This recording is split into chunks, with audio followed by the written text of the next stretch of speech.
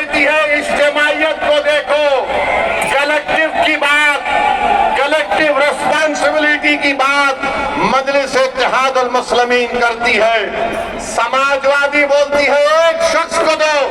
मैं क्या चाहता हूं कि मजलिस के प्लेटफॉर्म पर एक नहीं बल्कि सौों की तादाद में आपके दुआ और वोटों से जमीनी सतह से आपका लीडर पैदा हो जाए।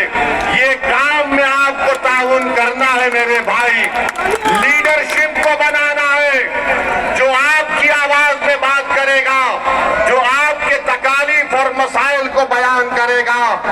और फिर जनाब अबू आसिम साहब ने इसी जगह पर एक प्रोग्राम किया और कहा 30 साल बेमिसाल, कहा था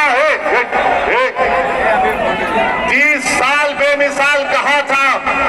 अब मेरा जवाब अबू आसिम साहब आपके लिए है कि 20 साल गोवंडी बेहाल, जुर्म की रात लंबी, गुर्बत, तंगी और कचरे के पहाड़, ये अबू आसिम का कमाल। 20-30 साल बेमिसाल। कभी भाई सुनिए, कभी चलकर फिरते भी आप, कभी आंख से देखते यहाँ की बदहाली को, कभी तुमने देवनार के डंपिंग ग्राउंड के बारे में बात की, कभी ड्रग्स के मसले पर तुमने देखा कि कैसे हल किया जाए। मैं जिम्मेदारी के साथ कह रहा हूं, मैं यहाँ पर बैठकर मजलिस के इन तमाम 8 उम्मीदवारों की तकारीर को सुन रहा था। मैं आपको जिम्मेदारी के साथ बता रहा हूं कि बहुत लंबे अरसे के बाद मैंने ऐसे काबिल उम्मीदवारों को देखा है। आपसे गुजारिश है, दरमंदाना अपील है कि आप इन 8 उम्मीदवारों को बटन के निशान पर बटन दबाकर इस विधानसभा आपके वार्ड की तरक्की के लिए आपको कामयाब और कामरान करना है। और आप जानते हैं मेरे भाई, ये देवेंद्र फडणवीस बार बार बोलते हैं ये ट्रिपल इंजन की सरकार है।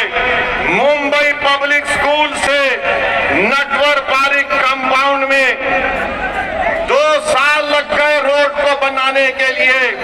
अरे फडणवीस साहब, ये कौन सा तुम्हारा ट्रिपल इंजन की सरकार है? मेरे अजीज दोस्तों और बुजुर्गों, ये बुनियादी मसाइल है और इंशाअल्लाह ताला आप मजलिस के उम्मीदवारों को कामयाब करिए। मुझे यकीन है कि इंशाअल्लाह ताला ये उम्मीदवार आपके काम करवाएंगे और हम इनके पीछे रहकर इनको पूरा इनके ऊपर नजर रखेंगे कि वो किस तरीके से काम कर रहे हैं या नहीं कर रहे हैं। और जो लोग ये समझ रहे हैं कि 42,000 को अतीक को हासिल हुए, ये गलती से हासिल हो गए। अबू आसिम साहब, मैं आपको बता रहा हूं, हमसे थोड़ी कोताही हो गई। अगर असदुद्दीन ओवैसी रोडों पर चल जाता तो तुम हार जाते। अगर अल्हम्दुलिल्लाह अब गोवंडी के मानकोट शिवाजी नगर के हर घर में पतंग पहुंच चुकी है, हर घर में मजलिस का पैगाम पहुंच चुका है। मेरे भाई, एक सियासतदान के लिए आपने 20 साल उसको वोट दिया। बताओ 20 साल में ये बर्बादी कर दी गई है आपके इलाकों में।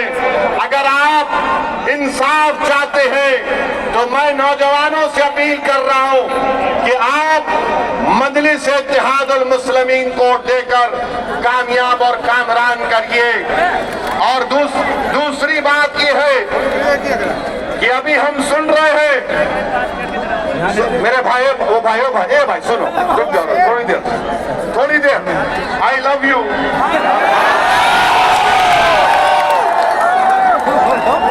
अभी हम सुन रहे हैं कि एक क्रिकेट टीम में एक बांग्लादेशी था, उसको हटा दिया गया। बराबर ये बांग्लादेश में हिंदुओं पर जुल्म हो रहा, मैंने भी उसकी मजम्मत की।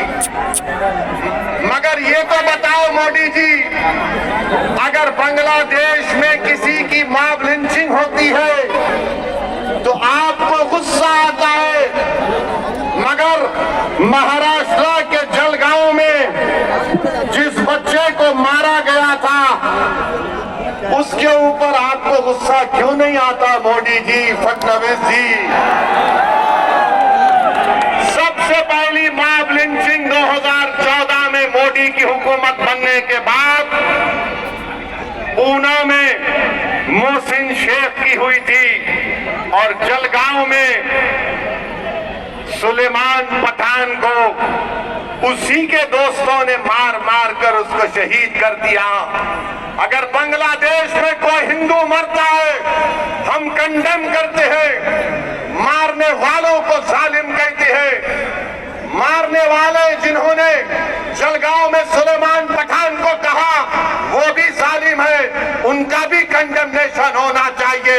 बांग्लादेश हो या भारत हो, इंसान की जिंदगी इंसान होती है, हिंदू की भी जिंदगी होती है, मुसलमान की भी जिंदगी हो सकती है। और हम पूरे बीजेपी वाले आज टीवी पर बाजा बजा रहे, हमने एक प्लेयर को वापस कर दिया। अरे सुनो, तुम क्या सबको बेवकूफ बनाना